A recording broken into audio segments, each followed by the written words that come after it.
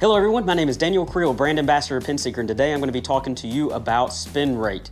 Launch monitors can call it different things, so it could be backspin, just spin, and some use the word total spin. It is important with the driver, but it's also important with every club in the bag. A lot of people think that low spin with the driver is their main goal. They want to be that 2,000 RPM or 2,200 RPM or sub 2,000 RPMs on the driver, but we got to remember that backspin, the more backspin there is, the less that side spin can affect it. So if you have really low spin, basically the ball is going to fly more crooked, or the side spin is going to influence the shot pattern more.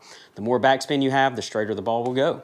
So understanding that is just very important in general, but we also need to know what are my benchmarks throughout the bag. So I'm going to use the LPGA numbers because LPGA numbers are more realistic for people like me and you, just your average golfer. Okay, so how you know what RPMs you need per club is basically take the club. This is an 8-iron. So take 8 and put 1,000 behind it. So 8-iron, we're at 8,000 RPMs, subtract 1,000, that puts us at 7,000 RPMs, and then add plus or minus 500 RPMs, and that's where your goal should be. So my goal for this club is going to be between 7,500 and 6,500. Let's say I'm on the higher end of 7,500, right? Well, that's going to make my ball get probably higher in the air, and it's going to stay in the air longer but slow down, so it's going to fall a little bit softer and go a little shorter. The lower the spin, it's going to be able to cut through the air a little bit longer, but my trajectory is a little bit lower. So it's kind of, you know, what kind of trajectory you want or what kind of course you play on a day-to-day basis, but knowing what your goal is through the bag will help you tremendously. And then your wedges should be anywhere from the 10 to 11,000 range.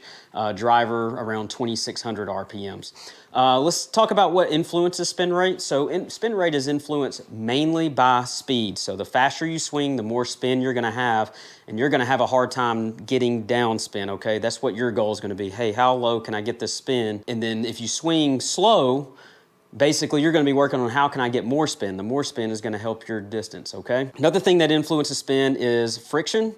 So friction can be caused by club path and then also angle of attack, okay? So angle of attack, whether you're hitting down or up on it, and then path, inside or out. So that's going to cause some friction, and then also along with that is going to be what the club, where it's facing at impact. So it's going to be basically your dynamic loft and your face angle, whether it's open or closed. So those two combine and they create your spin loft, and that heavily influences what the spin is doing in the shot. Other things that influence spin, and I'm gonna jump to driver on this, is where you hit it on the face. Let me go ahead and grab driver here, and you can see basically the curvature.